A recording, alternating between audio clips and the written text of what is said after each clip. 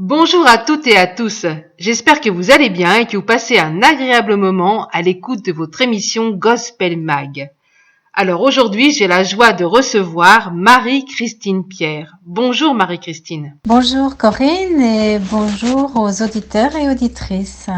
Alors dis-nous, qui est Marie-Christine Pierre ? J'habite en Normandie, plus précisément dans la ville de Caen, dans les abords de cette belle mer, la Manche. Voilà, je suis une épouse, une maman, une belle-mère, mais aussi une grand-mère. Mais ma fonction, je veux dire, majeure, c'est d'être copasteur avec mon mari. Et il y a 40 ans qu'à peu près nous sommes dans le ministère. Et c'est vrai que j'ai constaté qu'il y avait vraiment beaucoup de lacunes au niveau de l'Église de Jésus-Christ, surtout au point de vue des passés lourds, les identités vraiment qui étaient bafouées.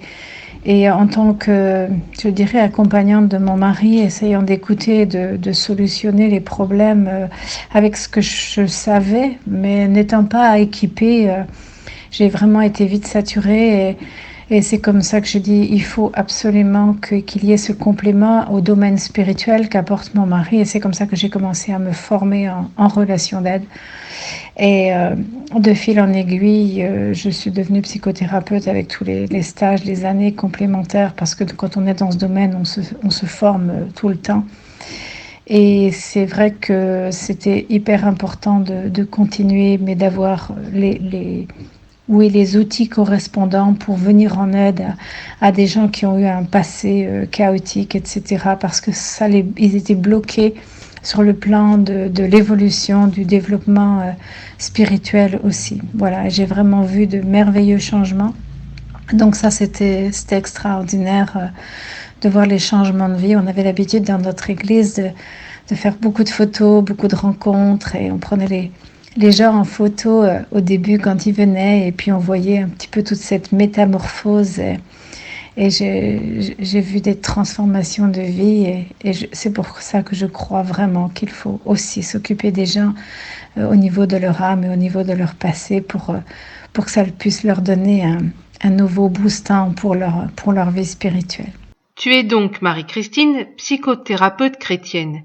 Mais qu'est-ce que cela veut dire exactement ? Alors, une psy, elle s'occupe des difficultés psychologiques, comportementales, sociales, relationnelles. Enfin, elle voit tout ce qui concerne les troubles de l'âme, l'âme étant le siège des sentiments, des émotions, mais aussi de la volonté. Et lorsqu'une personne nous arrive, on va décrypter ce qui lui arrive, ce qu'elle traverse, et on va l'aider à comprendre un petit peu quel sens elle donne à cet événement, quelles émotions ça génère en elle, et pourquoi il y a telle ou telle réaction. Voilà. C'est un accompagnement avec des outils qui vont forcément aider une personne à trouver en elle les solutions qui vont l'aider à mieux se connaître et apprendre aussi à gérer les difficultés de la vie. Alors, une psy chrétienne, c'est quoi la différence ? Alors, comme je le disais précédemment, on ne peut pas rester au niveau de l'âme pour grandir et maturer. Et si je veux un petit peu schématiser le rôle d'une psy chrétienne, c'est un petit peu comme des parents éduquent leurs enfants dans les valeurs du bien, du mal, etc. Ainsi, une psy chrétienne, elle conduit vers les valeurs de l'évangile, puisque les évangiles nous montrent vraiment le modèle parfait, la juste conduite à tenir, etc., les réactions à avoir face à tout ce qu'on peut traverser, qu'est-ce que Dieu nous dit par rapport à ça. Alors c'est vrai que c'est un accompagnement qui peut être long parfois, parce que ce n'est pas la psy qui va donner les réponses à ce que la personne traverse. Les réponses, elles sont en elle, simplement. C'est un accompagnement, et on amène à la réflexion de dire, mais est-ce que tu sais que tu as besoin de pardonner ? Alors ça, c'est tout un chapitre sur le pardon, et je sais que c'est un chapitre essentiel dans les cours qui sont faits par Ézéchiel 37, et c'est très important de bien les comprendre. Mais pourquoi il y a toutes sortes d'amertume, de rancune, etc., de rejet, et comment vivre ces choses. Et le Seigneur nous a donné de telles quels beaux exemples, et sa parole, c'est important de la connaître pour avoir cette réflexion qui est la juste réflexion, qui est, je dirais, le modèle parfait que Dieu nous a donné. Et il y a même des gens que j'ai eus qui n'étaient pas du tout chrétiens et qui sont venus à la conversion au travers du fait qu'ils savaient, pour certains, que j'étais femme de pasteur aussi, et qui sont venus à Jésus. Et ça, c'était vraiment divinement conduit par le Seigneur qui puisse venir et puis être mis au contact des évangiles. Voilà un petit peu en gros ce qu'est une psychothérapeute chrétienne. Alors, pour tout vous dire, les amis, Marie-Christine est également formatrice dans le centre de formation EZ37M. Et c'est une grande joie pour nous que de la voir parmi nos formateurs. Marie-Christine, nous traversons une époque particulière et certains vivent dans la peur, d'autres sont en colère, d'autres désinvoltes. Comment expliquer ces différentes réactions ? Alors c'est vrai que c'est vraiment le sujet du moment et chacun va réagir suivant son tempérament, sa façon de voir les choses. Parfois, il y en a qui ont eu des projets, les projets ont dû être lâchés, il y a eu des espoirs déçus, des incompréhensions. On pourrait citer beaucoup de choses et beaucoup de réactions. Mais surtout, je dirais que ce qui revient majoritairement, ce sont les peurs. Les peurs parce que forcément les médias ont une énorme influence sur tout le monde. Personne ne peut dire qu'il n'a pas entendu et qu'il n'a pas été mis face à des peurs, à ses peurs personnelles, à tous les discours autour qui sont vraiment très anxiogènes. Et qu'est-ce que je peux faire avec ça ? Le stress a énormément augmenté avec cette période-là. Alors c'est vrai que ça nous ramène à nos fragilités, à nos vulnérabilités, à nos peurs perso, et parce que avec ce discours, on est mis face aussi à notre finitude. Et où en suis-je par rapport à ça ? Et si je tombais malade demain, qu'est-ce qui m'arrive ? Parce que bien souvent, on parle, c'est comme quand il est question du cancer, bien souvent dans la tête des gens, c'est cancer égale mort, alors qu'il y a il y a un énorme pourcentage aujourd'hui des cancers qui guérissent, et Dieu merci. Et la grâce que Dieu veut nous faire, c'est peut-être qu'on traverse des choses comme ça, et il faut y trouver du sens. À chaque fois, je ramène les gens, quel sens peux-tu donner à cela ? Et ça met en lumière tes peurs profondes, tes doutes, tes craintes, mais aussi ça amène à la lumière où en es-tu dans ta foi ? Et c'est là que j'arrive pour dire où est-ce que tu en es dans ces choses et comment peux-tu apprendre à gérer, mais surtout à transcender toutes tes émotions négatives, toxiques qui viennent là pour t'empoisonner. Et que dirait Jésus s'il était à côté de toi ? Quelle serait la bonne attitude à adopter ? Ces crises sont là, nous traversons tous des choses particulières, mais quel discours écoutons-nous le plus ? Sommes-nous plus branchés sur la télé, sur les journaux, sur les discours des uns des autres et les peurs des uns des autres qui amènent beaucoup de stress et surtout de confusion ? Mais dans tout cela, apprenons vraiment à être résilients, c'est-à-dire résilients aussi dans notre foi, parce que c'est notre foi qui doit vraiment nous conduire, nous guider et nous amener à être des gens qui n'ont pas peur. La peur fait partie de notre vie courante, c'est normal, nous avons tous des craintes, voilà, et c'est naturel, je dirais, d'avoir certaines peurs. Simplement, il ne faut pas devenir esclave de la peur. Ne pas oublier que la peur est un esprit. Le Seigneur nous dit dans Timothée, ce n'est pas un esprit de peur que Dieu nous a donné, mais un esprit de force, d'amour et de sagesse. Certaines versions disent ce n'est pas un esprit de timidité. Non, la vraie définition, c'est un esprit de peur. A spirit of fear en anglais. Ça veut bien dire ce que ça veut dire. Et à bien comprendre que c'est un esprit et selon quel esprit voulons-nous faire face à ces choses. Alors là, le Seigneur est à côté de nous et nous dit, mais ne crains rien. Vous savez combien de fois plus de 365 fois, je crois, il est écrit dans la parole de Dieu, ne crains pas, ne crains pas. Alors, réfléchissons bien à cela, appuyons-nous sur les promesses de Dieu. Je me souviens que pendant des mois et des mois avant qu'il y ait ce virus, je chantais constamment ce chant du psaume 91.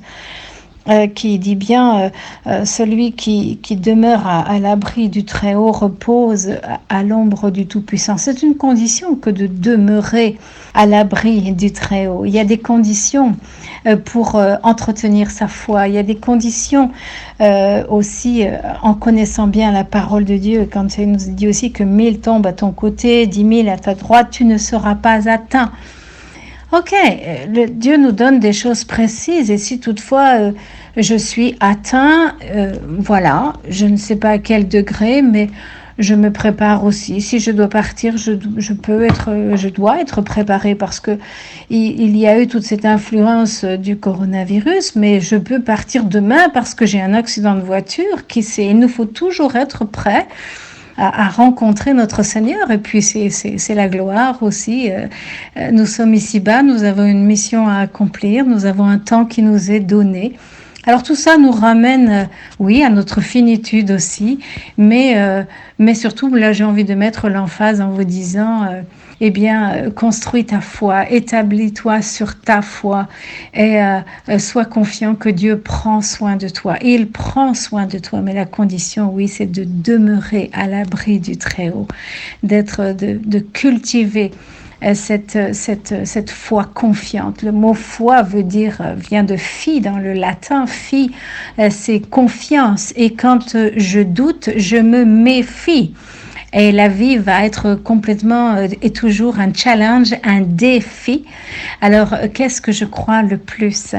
Alors, soyez encouragés dans votre marche et surtout restez dans cette foi confiante que l'Éternel prend soin de nous jour après jour et nous pouvons pleinement nous appuyer sur lui parce qu'il n'est pas un homme pour mentir.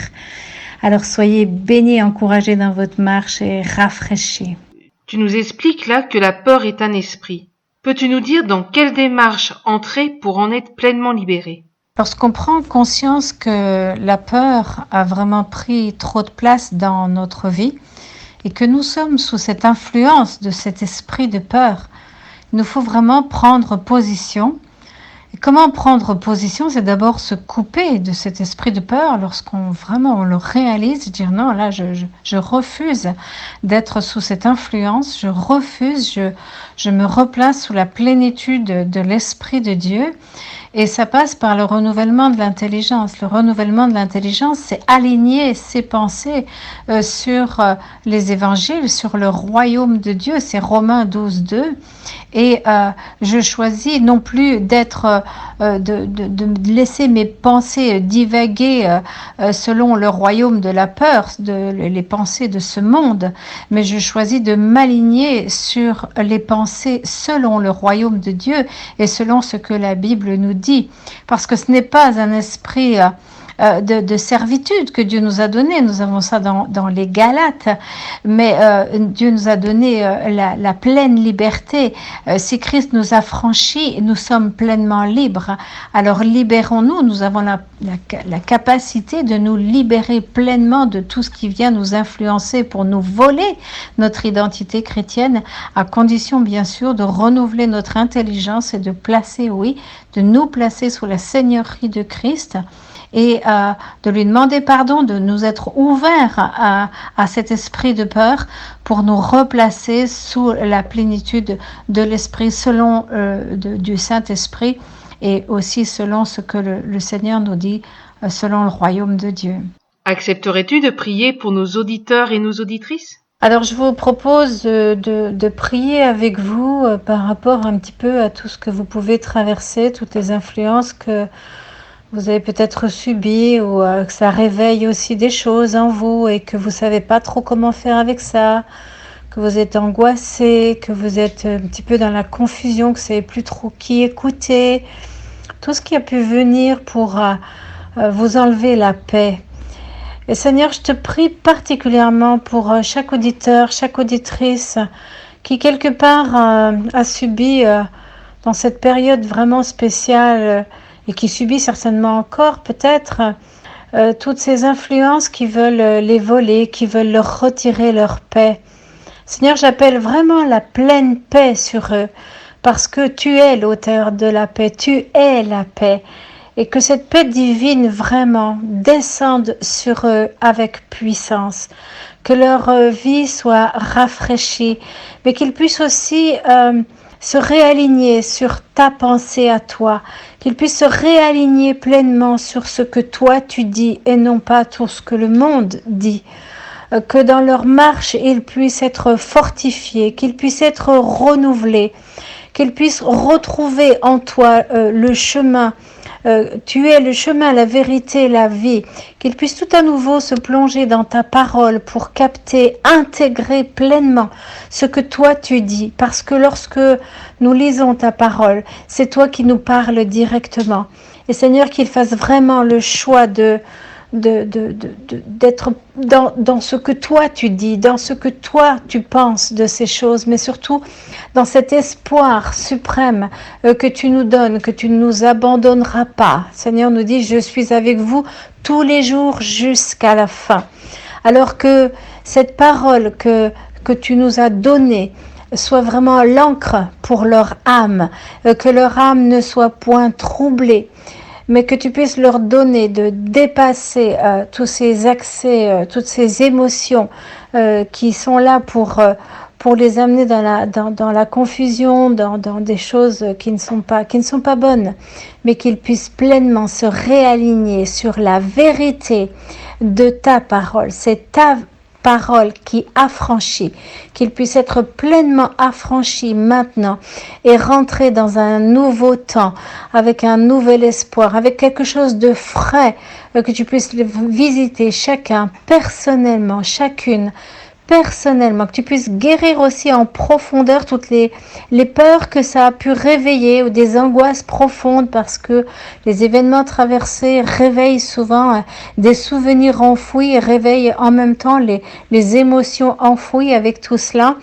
et que tu puisses vraiment les guérir en profondeur dans leurs besoins que toi seul connais, que peut-être eux-mêmes ne connaissent pas profondément, mais dont il y a des résurgences là.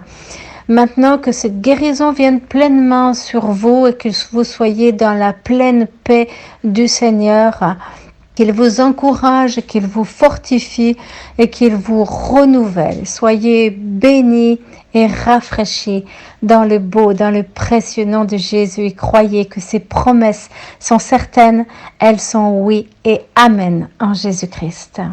Soyez bénis. Comment, Marie-Christine, nos auditeurs et auditrices peuvent-ils te retrouver s'ils souhaitent correspondre avec toi? Si vous souhaitez nous connaître un petit peu plus, vous pouvez retrouver nos informations et nos messages sur le site www.actionchrétienne.fr. actionchrétienne.fr. Vous pouvez nous contacter aussi en nous envoyant un mail au travers du formulaire de contact et voilà, nous serons contents de vous répondre suivant vos besoins, si tel est le cas. À bientôt. Un grand merci, Marie-Christine. Au revoir. Voilà les amis, je vous retrouve la semaine prochaine, même heure, même antenne, et je vous souhaite une excellente journée. Au revoir.